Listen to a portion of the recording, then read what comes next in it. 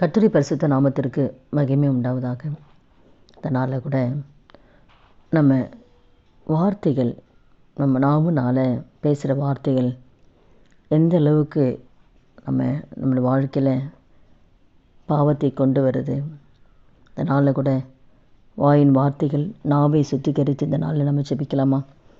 மனுஷர் பேசும் வீணான வார்த்தைகள் மத்தேயுல கூட 12வது அதிகாரத்தில் நம்ம 36 பார்க்கும் பொழுது, மனுஷர் பேசும் வீணான வார்த்தைகள் யாவையும் குறித்து நியாயத்தீர்ப்பு நாளிலே கணக்கு ஒப்பிக்க வேண்டும் என்று உங்களுக்கு சொல்லுகிறேன். ஏனெனில் உன் வார்த்தைகளாலே நீதிமான் என்று தீர்க்கப்படுவாய், அல்லது உன் வார்த்தையினாலே குற்றவாளி என்று தீர்க்கப்படுவாய். இந்த நாளில் கூட நம்ம நீதிமானா குற்றவாளியா என்று தீர்க்கிறதே வாயின் வார்த்தைகள்னால தான். அப்போ நம்ம வார்த்தைகள்னால அநேக பாவங்கள் செய்கிறோம்.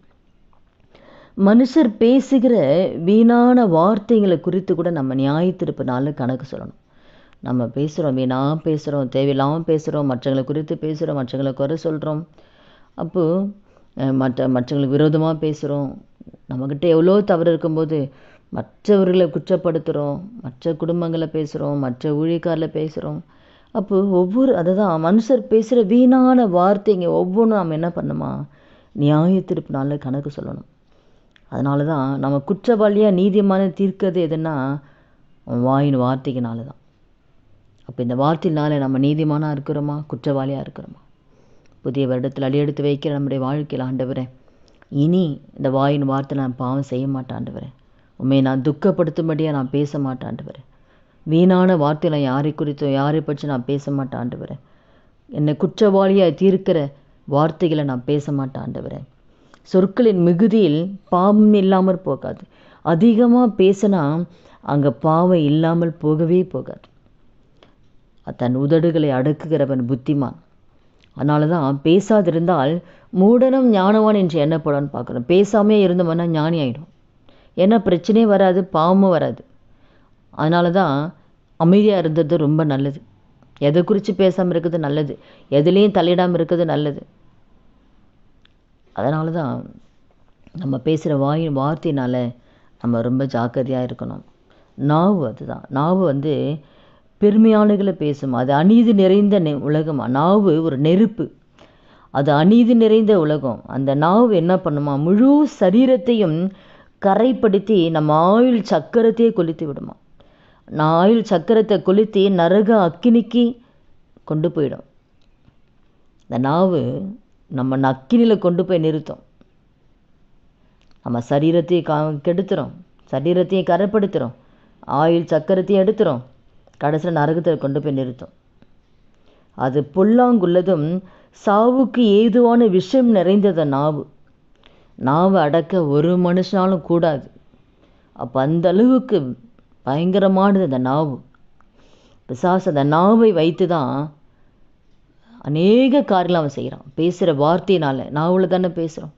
மற்றவங்களை சபிக்கிறோம், மற்றவங்களை விரோதமாக பேசுகிறோம். குடும்பத்தில் சண்டை, சச்சரவு, பிரச்சனை, பிரிவினை இதெல்லாம் ஏன் வருதுன்னா இந்த நாவில் தான் வருது.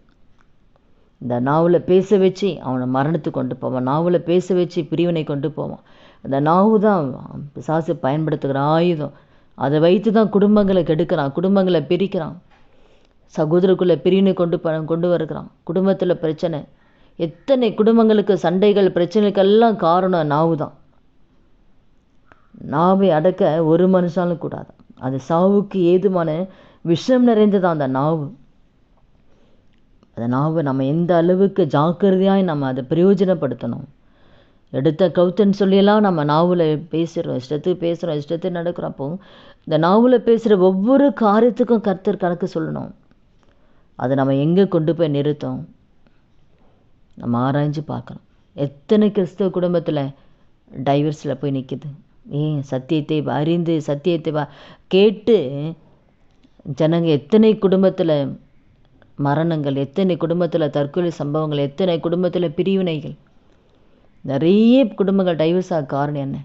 இந்த வசனத்தின்படி நடந்தால் ஒரு குடும்பத்தில் ஒரு டைவர்ஸ் வராது. ஏன்? வசனத்துப்படி வாழறதில்லை, வசனத்துப்படி நடக்கிறது கிடையாது. நாவு முக்கியமானது நம்முடைய வாழ்க்கையில். இந்த நாவை எந்த அளவுக்கு நம்ம பரிசுத்தமாக வைத்திருக்கிறோமோ நம்ம பாவம் செய்ய மாட்டோம். நாவு முக்கியமானது. இந்த நாளில் கூட அதனால தான் தாவீது ஜெபிப்பார், ஆண்டவரே என் வாய்க்கு கடிவாளத்தை போடுங்கப்பா, கடிவாளத்தை நான் அடக்கி வைப்பேன், என் உதடுகள் வாசலை காவல் வைய ஆண்டவரேன்னு சொல்லி தாவீது கேட்பார்.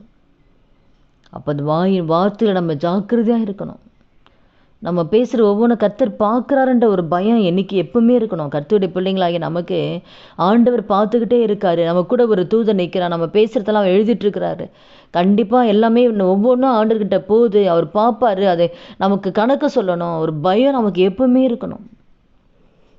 கர்த்தருக்கு பயப்படுகிற பயம் எப்பவுமே இருக்கணும். நம்ம பேசுகிறதெல்லாம் கரெக்டாக சரிதானா, இதை கர்த்தர் விரும்புவாரான்னு சொல்லி ஒவ்வொரு நிமிடமும் நம்ம பேசுகிற வார்த்தைகளில் கர்த்தர் எதில் துக்கப்படுவாருன்னு சொல்லி நம்ம நிதானிக்கணும். அல்ல கூட அதனால தான் நிதானமாக நடக்கிறான்னு கர்த்தருக்கு பயப்படுறான்னு அந்த நிதானம் இருக்கணும். நம்ம பேச்சில் நிதானம் இருக்கணும். எடுத்த எதுன்னு பேசிடக்கூடாது, நிதானம் இருக்கணும். அதுதான் கர்த்தருக்கு பயப்படுகிற என்றைக்குமே நிதானமாக தான் இருப்பாங்க, நிதானமாக பேசுவாங்க, ஆராய்ந்து நிதானித்து தான் பேசுவாங்க. அவங்களாம் ரொம்ப பேசவே மாட்டாங்க. கர்த்தருக்கு பயப்படுவங்கெல்லாம் அதனால கூட நம்ம சிந்தனை நாவை ஆண்டவருக்கு ஒப்பு கொடுக்கலாமா? ஆண்டவரே, இது வரைக்கும் நான் பேசுகிறத நமக்கு பிரியமில்லாத வாயின் வார்த்தையினால் பேசின காரியங்களாக என்னை மன்னிச்சிருங்கப்பா. இந்த புதிய வருடத்தில் அடியெடுத்து வைக்கிறேன் வாழ்க்கையில். எங்கள் நாவை சுத்திகரிங்க ஆண்டவரே, என் நாவை சுத்திகரிங்க, என் நாவை பரிசுத்தப்படுத்துங்க. நரகத்துக்கு கொண்டு போகிற இந்த வார்த்தைகள் எனக்கு வேண்டாம் ஆண்டவரே. நாவினால் நம்ம பேசுகிற வார்த்தைங்க, செய்கிற காரியங்க நம்ம ஆயுள் சக்கரத்தை கொளுத்திரும், நரகத்துக்கு கொண்டு போவோம், குற்றவாளியாக தீர்க்கும். நம்ம வாழ்கிறதே பரலோகத்துக்கு தான் வாழுகிறோம். அப்போ அந்த நரகத்துக்கு கொண்டு போகிற அந்த நாவின் வார்த்தைகள் எனக்கு வேணாம் ஆண்டவரே. என் நாவை ஒப்பு கொடுக்குறேன், என் நாவை சுத்திகரிங்க ஆண்டவரே, என் நாவை பரிசுத்தப்படுத்துங்க. இந்த நாவில் இனி உங்களுக்கு பிரியமில்லாத காரியம் நான் பேச மாட்டேன் ஆண்டவரே. இந்த நாவை சுத்திகரிங்க, இந்த நாவை பரிசுத்தப்படுத்துங்க. ஜெபிக்கலாமா? துதிகள் மத்தியில் வாசம் செய்ய நல்ல தகப்பனே, இயேசுவின் நாமத்தில் உடைய சமூகத்தில் வருகிறோம். இந்த வார்த்தை கேட்குற எங்கள் வாழ்க்கையில் ஒவ்வொருத்தர் வாழ்க்கையிலே ஆண்டவரே, எங்கள் நாவை உடைய கரத்தில் ஒப்பு கொடுக்குறேன்ப்பா. இந்த நாவினால் நமக்கு பிரியமில்லாத எந்த ஒரு காரியங்கள் பேசக்கூடாதுப்பா. நாவை சுத்திகரிங்க டேடி, நாவை பரிசுத்தப்படுத்துங்க டேடி, பரிசுத்தப்படுத்துங்க. நாவை ஒவ்வொருத்தர் நாவையும் கர்த்தர் சுத்திகரித்து பரிசுத்தப்படுத்தி ஆண்டவரே, அப்பா வீணான வார்த்தைங்க, யாரு குறித்த தேவையில்லாத வார்த்தைங்க ஆண்டு நாங்கள் பேசாதபடிக்கு கர்த்தர் எங்கள் ஒவ்வொரு நாவை கர்த்தர் காத்து கொள்ளும்படியாக அந்த கரத்தில் ஒப்புக்கிட்டு நாவை சுத்திகரிங்கப்பா, எங்கள் நாவை பரிசுத்தப்படுத்துங்கப்பா. இந்த பலிப்படுத்தலை முற்றிலுமாக எங்கள் நாவை ஒப்பு கொடுக்குற ஆண்டவரே.